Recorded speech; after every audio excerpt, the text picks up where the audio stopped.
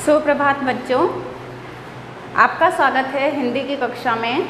और आज हम पढ़ रहे हैं कक्षा 12 में आपके पीयूष प्रवाह पाठ्य पुस्तक के अंतर्गत पाठ 2 सत्य के प्रयोग। और ये जो पाठ है ये मोहनदास करमचंद गांधी द्वारा लिखा गया उनकी आत्मकथा का ही एक अंश है, जिसे अनुदित किया गया है काशीनाथ त्रिवेदी द्वारा। तो चलिए पहले हम मोहनदास करमचंद गांधी के बारे में थोड़ा परिचय जान लेते हैं। वैसे तो इनको किसी परिचय की आवश्यकता नहीं है। गांधी जी, महात्मा गांधी, राष्ट्रपिता, इन नामों से सुशोभित जो ये देश के महापुरुष हैं, हमारे भारतवर्ष के महापुरुष हैं।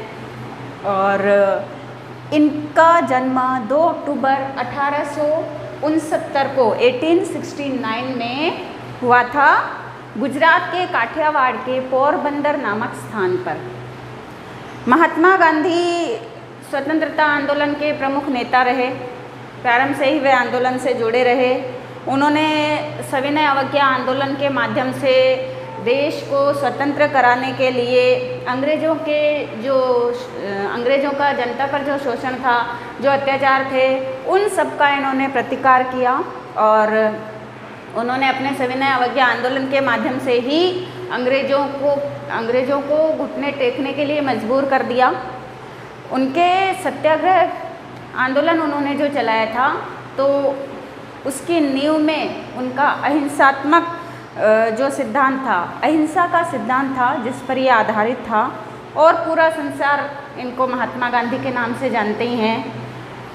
राष्ट्रपिता कह कर के इन्हें सबसे पहले सुभाष चंद्र बोस ने संबोधित किया था। सुभाष चंद्र बोस जो कि स्वयं एक स्वतंत्रता सेनानी थे, आज़ाद हिंद फौज के प्रणेता थे। ठीक है, तो ये जो देश है, प्रतिवर्ष गांधी जी का जन्म दिवस 2 अक्टूबर को इनका जन्म हुआ था, 2 अक्टूबर 1869 को। तो 2 अक्टूबर को प्रत्येक वर्ष गांधी जयंती मनाई जाती है, जो कि इनके जन्म दिवस पर मनाई जाती है। ठीक है, और इसके साथ में पूरे विश्व में अंतर्राष्ट्रीय अहिंसा दिवस भी 2 अक्टूबर को ही मनाया जाता है, क्योंकि ये सदैव सत्य और अहिंसा के पद चिन्हों पर ही चले। इस प्रकार से इनका जो निधन है वो हुआ था 30 जनवरी 1948 में। मतलब कि जब भारत स्वतंत्र हो चुका था, भारत को जब स्वतंत्रता मिल चुकी थी। ठीक है, अब चलिए हम थोड़ा पाठ परिचय जान लेते हैं। इस पुस्तक में महात्मा गांधी द्वारा लिखित सत्य के प्रयोग अथवा आत्मकथा के काशीनाथ त्रिवेदी द्वारा अनुदित अंशों का संकलन किया गया है। पाठ का सभ्य पोशाक में एक ये अंश है पाठ का, जहाँ विद्यार्थियों को छद्म आकर्षणों से परे रहकर विद्यार्थी बनने की सलाह देता है, वहीं बलवान से भिड़ंत में अन्याय से डट कर मुकाबला करने की हिम्मत बंधती है। आत्मिक शिक्षा हमें संयम और आत्मनिर्माण के लिए प्रेरित करती है, जो हम अगले अंश पढ़ेंगे, ये उसी का परिचय है। ठीक है, शांति निकेतन अंश में गांधी जी ने भारतीय जीवन मूल्यों से ओतप्रोत संस्कार, सहयोग व समरसता से साक्षात्कार कराया है। तो खादी का जन्म में स्वावलंबन एवं स्वदेशी की महत्ता को उजागर किया है। इस प्रकार गांधी जी की आत्मकथा हमें सात्विक और सार्थक जीवन जीने के लिए प्रेरित करती है।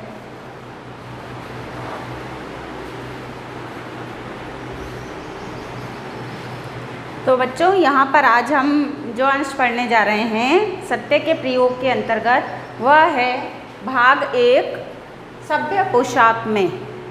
ठीक है, अन्नाहार पर मेरी श्रद्धा दिन पर दिन बढ़ती गई। ये महात्मा गांधी की जो आत्मकथा है उसी का अनुदित अंश है, जिसे हम पढ़ रहे हैं। पेज नंबर 12 पर, अन्नाहार पर मेरी श्रद्धा दिन पर दिन बढ़ती गई। सॉल्ट की पुस्तक ने आहार के विषय में अधिक पुस्तकें पढ़ने की मेरी जिज्ञासा को और तीव्र बना दिया। जितनी पुस्तकें मुझे मिली मैंने खरीद ली और पढ़ डाली। देखिए, सॉल्ट एक लेखक हैं और उनकी पुस्तकों में अन्नाहार के संबंध में बहुत सारे प्रयोगों के बारे में लिखा गया है। और जब उन्होंने उनकी पुस्तकों के बारे में जाना तो उनकी पुस्तकें पढ़ने में और ज़्यादा रुचि जागृत हो गई। किसने जाना? महात्मा गांधी ने। तो उनको जितनी पुस्तकें मिली उन्होंने खरीदी और वे सारी पुस्तकें उन्होंने पढ़ डाली। उनमें अब देखिए कौन कौन सी अन्नाहार से संबंधित कौन कौन सी पुस्तकें थी जिसने उनको विशेष रूप से प्रभावित किया। तो इनको आपको अंडरलाइन भी करना है। वो है उनमें हॉवर्ड विलियम्स की आहार नीति नामक पुस्तक। ठीक है, कौन कौन सी पुस्तक है ये?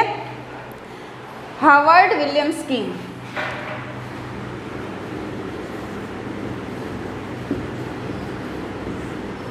हॉवर्ड विलियम्स, इनकी पुस्तक कौन सी थी? आहार नीति।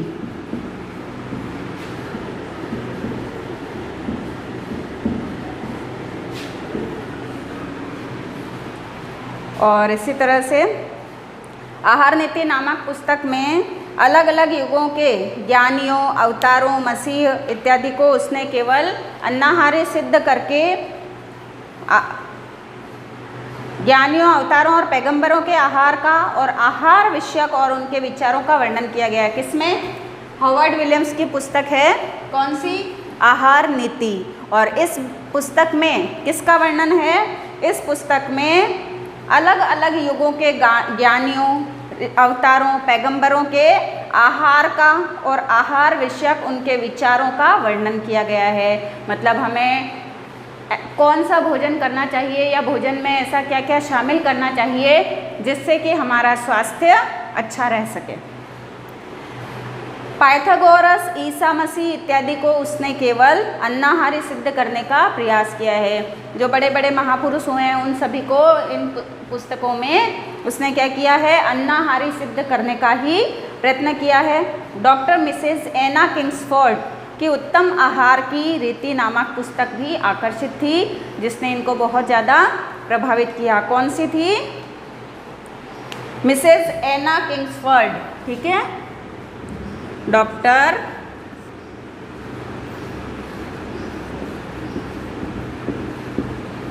मिसेस एना किंग्सफोर्ड।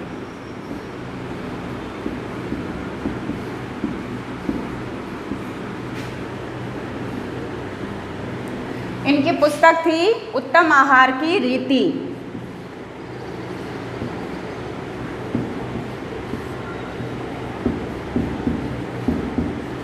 उत्तम आहार की रीति।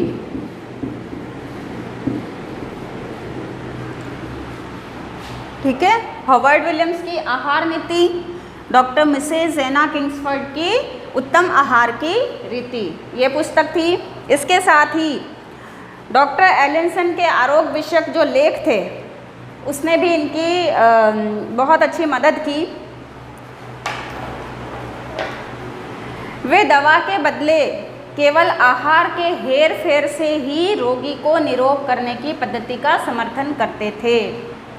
मतलब कि ये जो डॉक्टर एलिसन हैं उनकी जो आरोग्य विषयक जो लेख उन्होंने पढ़े उनसे उनको ये पता चला कि किस प्रकार से हम अपने खाने में, अपने आहार में थोड़ा बहुत परिवर्तन करके, हेर फेर करने का मतलब है आहार में परिवर्तन करके और अपने स्वास्थ्य को, या फिर कोई रोगी व्यक्ति है तो उसको हम निरोग कर सकते हैं। डॉक्टर एलिसन स्वयं अन्नाहारी थे और बीमारों को केवल अन्नाहार की ही सलाह देते थे। कई लोग कहते हैं ना कि बहुत दुबले पतले हो तो तुमको नॉनवेज खाना चाहिए, लेकिन डॉक्टर एलिसन जो है वे स्वयं अन्नाहारी थे और जो रोगी होते थे, जो उनके पास में आते थे, तो उनको भी वे स्वस्थ होने के लिए अन्नाहार की ही सलाह देते थे। मतलब तरह तरह के जो अन्न हैं वे हमारे स्वास्थ्य को, हमारे शरीर को पुष्ट करने में सहायक होते हैं। ठीक है, तो इसलिए वे अन्नाहार की सलाह देते थे। इन सब पुस्तकों के अध्ययन का परिणाम यह हुआ कि मेरे जीवन में आहार विषयक प्रयोगों ने महत्व का स्थान प्राप्त कर लिया। ये जितने भी उन्होंने लेख पढ़े, पुस्तकें पढ़ी, तो इन सबको पढ़ने का क्या परिणाम, क्या सुपरिणाम निकला कि महात्मा गांधी ने अपने जीवन में आहार विषयक प्रयोग करने शुरू कर दिए थे। मतलब उन्होंने भी क्या किया, तरह तरह के अनाजों को अपने भोजन में शामिल कर लिया था। आरंभ में इन प्रयोगों में आरोग्य की दृष्टि मुख्य थी, बाद में धार्मिक दृष्टि सर्वोत्तम बनी। शुरू में तो आरोग्य के भाव से ही उन्होंने ये प्रयोग किए थे, लेकिन बाद में उनको ऐसा लगा कि एक प्रकार से अन्नाहार जो है वो धार्मिक दृष्टि से भी सर्वोपरि है। इसी बीच एक ये घटना की बात कर रहे हैं यहाँ पर, महात्मा गांधी ने बताया, एक घटना का वर्णन किया है, और वो घटना क्या है कि इसी बीच उन मित्रों को तो मेरी चिंता बनी ही रही। उन्होंने प्रेमवश यह माना कि अगर मैं मांस नहीं खाऊंगा तो कमज़ोर हो जाऊंगा। यहाँ पर महात्मा गांधी कहते हैं कि उनके कुछ मित्र थे, क्योंकि महात्मा गांधी शारीरिक रूप से बहुत ज़्यादा दुबले पतले कमज़ोर से दिखाई देते थे, तो उनके जो मित्र हैं उनका मानना था उनका क्या मानना था कि अगर वे मांस नहीं खाएंगे तो वे बहुत कमज़ोर हो जाएंगे। यही नहीं बल्कि मैं बेवकूफ़ बना रहूँगा। इसके साथ ही उनका मानना क्या था कि जो मतलब उनके जो मित्र थे वे, उनकी ये भी धारणा थी कि जो मांस नहीं खाते वे मूर्ख होते हैं। तो क्योंकि अंग्रेज़ों के समाज में घुल मिल ही ना सकूँगा, मतलब कि उस समय ब्रिटिश शासन था यहाँ पर, उनके जो मित्र थे उनको ऐसा लगता था कि यदि वे जब वे इंग्लैंड रहते थे, ये तब की बात है, ठीक है, तो उनको ऐसा लगता था कि यदि वे मांस नहीं खाएंगे तो वे अंग्रेज़ों के सभ्य समाज में घुल मिल नहीं पाएंगे। वे जानते थे कि मैं अन्नाहार विषयक पुस्तकें पढ़ता रहता हूँ। उन्हें डर लगा कि इन पुस्तकों को पढ़ने से मैं भ्रमित चित्त न बन जाऊँ, प्रयोगों में मेरा जीवन व्यर्थ चला जाएगा, मुझे जो करना है उसे भूल जाऊंगा और पोथी पंडित बन बैठूंगा। महात्मा गांधी ने बताया है कि उनके दोस्तों को क्या लगता था, उनके मित्रों को लगता था कि जो आहार विषयक पुस्तकें वे पढ़ते हैं उनको ये डर रहता था कि उनको उन पुस्तकों को पढ़ने से कहीं वे भ्रमित नहीं हो जाए, उनका मन ना भटक जाए और प्रयोगों में मेरा जीवन व्यर्थ न चले जाए, मतलब कि ये अपना जीवन जो है इन्हीं आहार विषयक प्रयोगों में व्यर्थ ना कर दे। तो उनको ऐसा लग रहा था कि जो कुछ ये करना चाहते हैं उन सबको भूल करके कहीं ये पोथी पंडित ना बन बैठे। पोथी पंडित जो बड़ी बड़ी पुस्तकों को पढ़ते रहते हैं, अपना पूरा जीवन जो है पुस्तकों को पढ़ने में, उनको समझने में, उन पर विचार करने में, उन पर प्रयोग करने में बिता देते हैं, तो उनके दोस्तों को ये भय रहता था कि कहीं वे ऐसे पोथी पंडित बन करके या किताबी कीड़ा बन करके ना रह जाएं। इस विचार से उन्होंने मुझे सुधारने का एक आखिरी प्रयत्न किया। महात्मा गांधी कहते हैं कि यही सब सोच करके उनके मित्रों ने एक आखिरी प्रयास किया उनको सुधारने का। उन्होंने मुझे नाटक दिखाने का न्योता दिया। वहाँ जाने से पहले मुझे उनके साथ हॉबर्न भोजनागृह में भोजन करना था। अब वहाँ मतलब उन्होंने एक प्लान बनाया कि हम सब नाटक देखने चलेंगे, ड्रामा, ठीक है। उन दिनों में ड्रामा बहुत फेमस हुआ करता था और लोग जो है बहुत ही रुचि के साथ में देखना पसंद करते थे। तो वहाँ जाने से पहले उन्होंने क्या किया, हॉबर्न भोजन गृह में भोजन करने का प्लान बनाया। मेरे दृष्टि में यह गृह एक महल था, एक प्रकार से वो जो रेस्टोरेंट जिसको हम कह सकते हैं भोजन गृह। महात्मा गांधी का कहना है कि उनके नज़र में तो वो कोई साधारण सा गृह नहीं बल्कि एक बहुत बड़ा महल था। विक्टोरिया होटल छोड़ने के बाद ऐसे गृह में जाने का मेरा यह पहला अनुभव था। लेखक कहते हैं, लेखक कौन है यहाँ, महात्मा गांधी, ठीक है। तो महात्मा गांधी क्या कह रहे हैं यहाँ पर कि विक्टोरिया होटल छोड़ने के बाद में तो ऐसे आलीशान भव्य रेस्टोरेंट में, महल जैसे रेस्टोरेंट में वे पहली बार आए थे। विक्टोरिया होटल का अनुभव तो निकम्मा था, क्योंकि मानना होगा कि वहाँ मैं बेहोशी की हालत में था। वहाँ मतलब जब वे इंग्लैंड में रहे थे बहुत सारी उनको बुरी आदतें भी लग गई थी, जिसके बारे में इनकी आत्मकथा में हमको पढ़ने के लिए मिलता है। तो ये उसी की बात कर रहे हैं। सैकड़ों के बीच हम दो मित्र एक मेज के सामने बैठे, एक टेबल थी, सैकड़ों लोग वहाँ पर और भी बैठे हुए थे। एक टेबल थी जहाँ पर ये अपने मित्र के साथ बैठे। मित्र ने पहली प्लेट मंगाई, वह सूप की थी। सूप ऑर्डर किया था मित्र ने। मैं परेशान हुआ, महात्मा गांधी परेशान हो गए। मित्र से क्या पूछता, मैंने तो परोसने वाले को अपने पास बुलाया। मित्र को तो हिचक में उन्होंने कुछ पूछा नहीं, लेकिन वहाँ का जो वेटर था उसे उन्होंने अपने पास बुलाया। मित्र समझ गया और चिढ़कर मुझसे कहा, क्या है?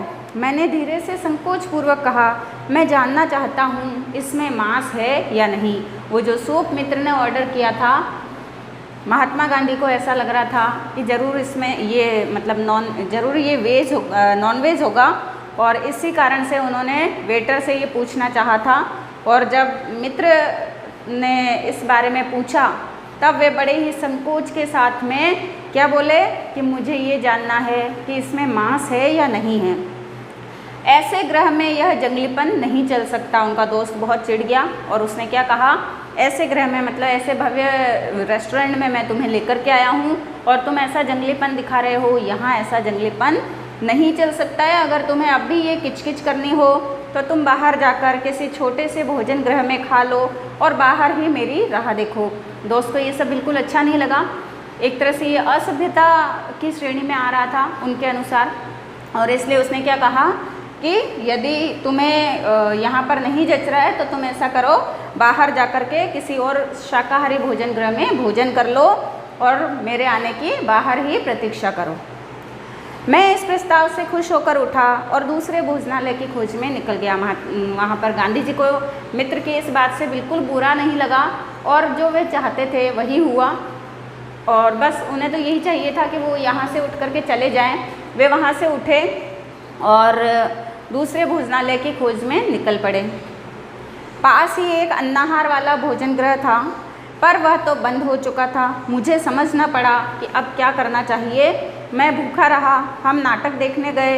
मित्र ने उक्त घटना के बारे में एक भी शब्द मुंह से न निकाला। मेरे पास तो कहने को था ही क्या। ये एक घटना का यहाँ पर गांधी जी ने वर्णन किया है कि उन्होंने एक जो भोजन गृह में जब वे गए थे वहाँ पर उन्होंने पूछा कि ये शाकाहारी है या मांसाहारी है। इस बात से उनका दोस्त बहुत चिढ़ गया था और उसने उनको बाहर जाकर किसी और शाकाहारी भोजन गृह में भोजन करने के लिए कह दिया था। गांधी जी वहाँ से उठे, बाहर गए। एक शाकाहारी भोजन गृह था, लेकिन जब तक वे वहाँ पर पहुँचे वह बंद हो चुका था और अब उनको भूखे ही रहना पड़ा। फिर वे अपने मित्र के साथ में नाटक देखने चले गए, लेकिन मित्र ने इस घटना के बारे में बाद में एक भी शब्द नहीं कहा। और वहाँ पर गांधी जी तो अपने दोस्त से कहते ही क्या, क्योंकि पहले ही वे उसको चिढ़ा चुके थे। लेकिन यह हमारे बीच का अंतिम मित्र युद्ध न था। न हमारा संबंध टूटा, न उसमें कटुता आई। उनके सारे प्रयत्नों के मूल में रहे हुए प्रेम को मैं पहचान सका था। यहाँ पर गांधी जी क्या कह रहे हैं, ये घटना थी। यदि कोई और होते तो हो सकता है कि इस घटना के बाद में उन मित्रों के बीच में कटुता आ जाती, एक कड़वाहट आ जाती। हो सकता है कि वे वैसी दोस्ती नहीं रह जाती। लेकिन गांधी जी यहाँ कहते हैं कि ये हमारा कोई अंतिम मित्र युद्ध नहीं था। इस घटना से ना तो कभी हमारा संबंध टूटा और ना ही उसमें कड़वाहट आई। और मैं ये बहुत अच्छी तरह से जानता था कि उसने जो कुछ भी प्रयास किया उस सब के पीछे मेरे प्रति उसका प्रेम ही था और उसको मैं अच्छी तरह से पहचानता था। तो इस कारण विचार और आचार की भिन्नता के रहते हुए भी उनके प्रति मेरा आदर बढ़ गया। और इसी कारण से भले ही विचारों में, आचार व्यवहार में दोनों मित्रों में बहुत अंतर था, लेकिन फिर भी ये जो घटना हुई, इस घटना के कारण से ही गांधी जी का अपने मित्र के प्रति और अधिक सम्मान बढ़ गया।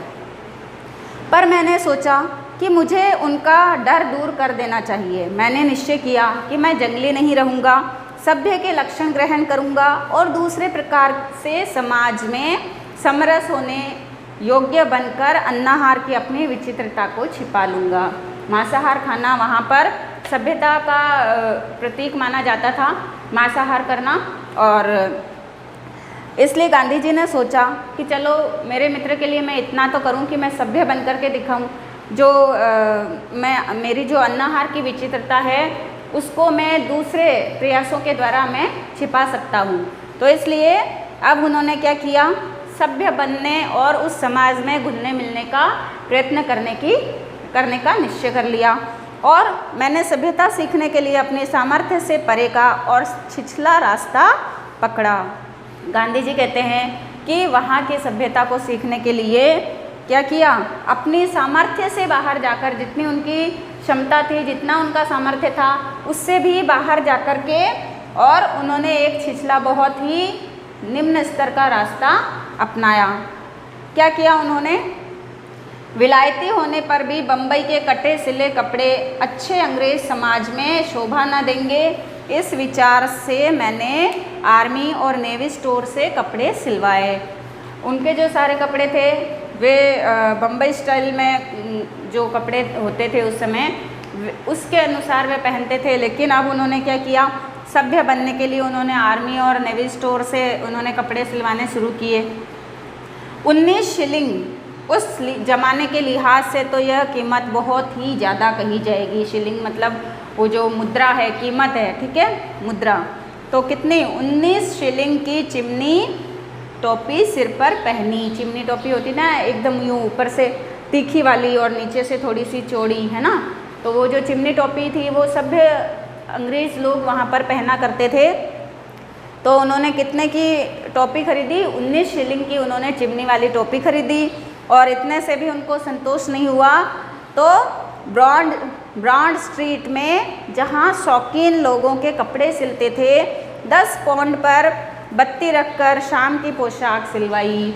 और उन्होंने क्या किया, 10 पाउंड खर्च करके और उन्होंने नाइट ड्रेस सिलवाई। कहाँ से, महंगे से महंगे जो ब्रांडेड कपड़े जहाँ जिस दुकान से सिलाए जाते हैं ब्रॉड स्ट्रीट से, वहाँ से उन्होंने शौकीन लोगों की तरह ही 10 पाउंड खर्च करके और अपनी शाम की, मतलब उन्होंने अपनी नाइट ड्रेस सिलवाई, शाम को पहने जाने वाली ड्रेस सिलवाई। भोले और बादशाही दिल वाले बड़े भाइयों से दोनों जेबों में लटकाने लायक सोने की एक बढ़िया चेन मंगवाई। अब और क्या कह रहे हैं, इनके जो भाई थे बड़े ही भोले थे, लेकिन उनका दिल बादशाहों जैसा था, एकदम खुले दिल वाले थे इनके भाई। अपने उन बड़े भाई से उन्होंने क्या किया, उस ज़माने में अपने कोट में एक मतलब सोने की चेन वाली जो घड़ी है वो लटकाई जाती थी। वो ट्रेंड था उस समय, फैशन में था, चलन में था। और उन्होंने भी क्या किया कि अपने भाइयों से दोनों जेबों में लटकाने लायक सोने की एक बढ़िया चेन मंगवाई और वह मिल भी गई। बंधी बंधाई टाई पहनना शिष्टाचार में शुमार न था। एक तो बंधी बंधाई रेडीमेड जो टाई आती है वो पहनना वहाँ पर शिष्टाचार नहीं माना जाता था, बल्कि टाई जो है वो खुद बांधना शिष्टाचार में शामिल था। तो यहाँ पर भी उन्होंने क्या किया, इसलिए टाई बांधने की कला हस्तगत की, मतलब उन्होंने स्वयं टाई बांधना सीखा उस स्टाइल में। और देश में आईना हजामत के दिन ही देखने को मिलता था, पर यहाँ तो बड़े आईने के सामने खड़े होकर ठीक से टाई बांधने में और बालों में पट्टी डालकर सीधी मांग निकालने में रोज़ लगभग 10 मिनट तो खर्च हो ही जाते थे, बर्बाद हो ही जाते थे। और उन्होंने क्या किया, देश में जब रहते थे तो ये कह रहे हैं कि यदा कदा जब हजामत बनाई जाती थी उसी समय आईना देखा जाता था। आईना मतलब शीशा देखा जाता था, लेकिन यहाँ पर तो रोज़ ही आईने के सामने खड़े होकर के ठीक से टाई बांधना और बालों में पट्टी डाल करके और बाल बनाना सीधी मांग निकाल करके, तो इन सब में उनके 10 मिनट तो रोज़ बर्बाद हो जाते थे। बाल मुलायम नहीं थे, इसलिए उन्हें अच्छी तरह मुड़े रखने के लिए ब्रश, एक तरह से झाड़ू ही जिसको कह सकते हैं, तो वो जो ब्रश है रोलर टाइप में, उसके साथ में रोज़ लड़ाई चलती थी। और टोपी पहनते तथा निकालते समय हाथ तो मानो मांग को सहेजने के लिए सिर पर पहुंच ही जाता था। जब भी वे टोपी निकालते थे या फिर पहनते थे तो जाहिर सी बात है बाल बिखर जाते थे, इसलिए बालों को सही करने के लिए बार बार उनके हाथ जो है वो बालों पर ही जाते थे। और बीच बीच में समाज में बैठे बैठे मांग पर हाथ फिराकर बालों को व्यवस्थित रखने की एक और सभ्य क्रिया बराबर चलती ही रहती थी। और क्या होता था, जैसे आजकल भी बच्चे करते हैं ना, बार बार बालों को झटका देते हैं, बार बार हाथों को फेरते हैं बालों में, तो उसी प्रकार से वे भी अपने दोस्तों के बीच में जब बैठे होते थे तो उस समय बार बार अपने हाथों से झटका दे दे करके, हाथ फिरा करके और बालों को ठीक करते थे और एक प्रकार से ये सभ्य क्रिया मानी जाती थी। तो ये सब कुछ उन्होंने सभ्य बनने के लिए प्रयास किया और इसमें उनका समय भी और उनके पैसे भी बहुत खर्च हो रहे थे।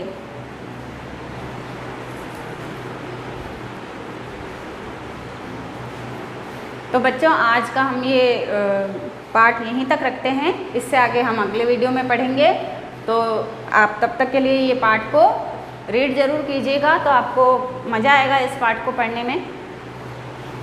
आज की कक्षा हम यहीं समाप्त करते हैं। आपका दिन शुभ हो। धन्यवाद।